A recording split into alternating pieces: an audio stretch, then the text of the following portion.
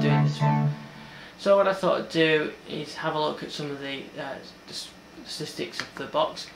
Now at the first glance the Windows Experience Index there looks fairly low. You see it's an Intel Core Duo running at 2.3 GHz, 2 GB of RAM. And when we look at the index you can see really the thing that's let down is the gaming graphics, because it's a low profile device. That's held it down, but you can see by the processor, memory and the hard disk that it's a pretty good device. Plenty of power on it. So what I'm going to do, I'm going to give this a bit of a test now, and we'll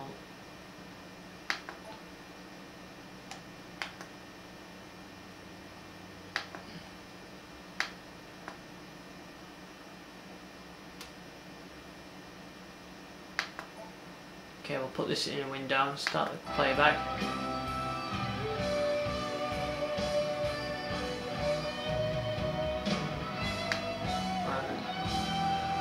See, we've got some. I'll get round to that video again.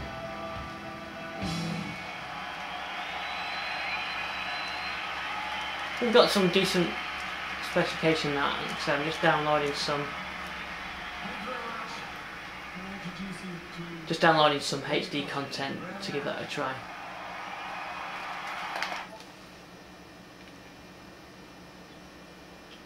Now, out of the box, there's no additional software installed here.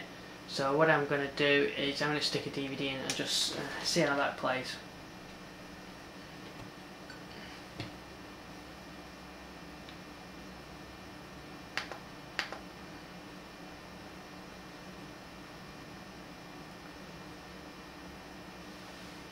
Okay, so here I have some DVD on there. This is King Kong, and again you can see that the box copes quite nicely with. Let's get that back. With running in a window, I can shrink that down, carry on scrolling my record, going through my network, going through the rest of the window. You can see here there's some idea of the storage size, so I'm going to come back to the spec in a moment. Let's take this full screen.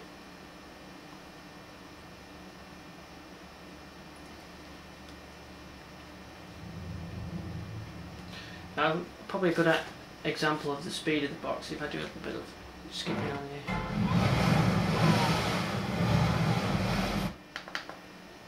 Okay, so let's have a look at some of this content now in 720p and see how it handles that. So here's the file.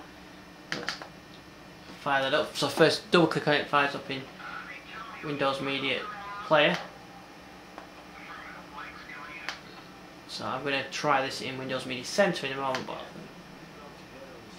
I'll try it taxing the machine. So let's get the monitor up a bit.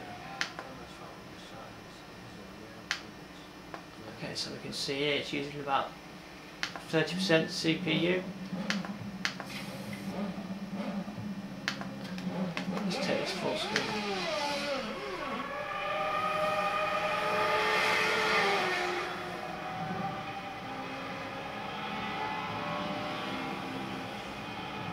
That looks pretty good, doesn't it? That's running 720p, and we look back at the machine, and it really isn't pushing it very hard. Okay, so let's open that in Windows Media Center and see what that's like. Later, let's play the content.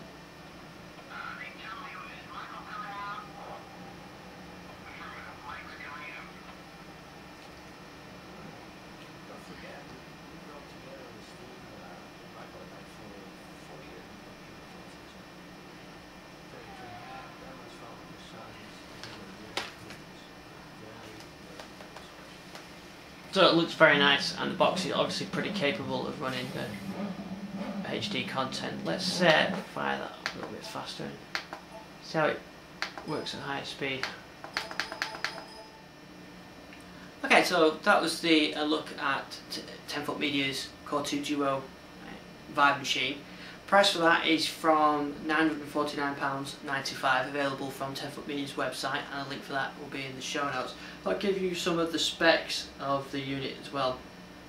It's an Intel E6550 2.33 GHz 4 mega cache processor, running 2 gig of DDR2 memory, 800 MHz, low profile aluminium case as you've seen. The storage was an 18-speed DVD RW DVD drive, 1 TB of storage on there, 7200 RPM SATA hard drive with 16 meg cache. The video card is a X3100 graphics card with DirectX 10 and DVI and VGA. And there's a DVB-T digital terrestrial tuner in there, dual tuner. The sound card is on board with Intel High Definition with Dolby Digital Live support and with optical output as we've used.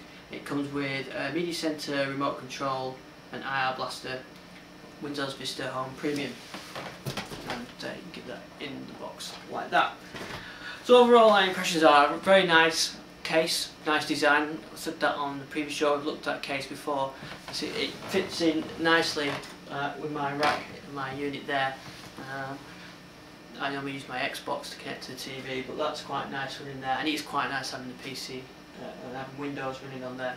It integrates everything else, HDMI for the TV, optical for the audio. That was great. The plenty of power on the machine, plenty of hard disk space. You can install all the Media Center parts that you use, My Movies and all the TV library and all the other great plugins that you use, home automation and everything else. So you get that up and running, and I think not a bad price either. So more information on their website, which is a link in the show notes. They've got an online store on there where you can pick some of the components. You can upgrade the graphics card.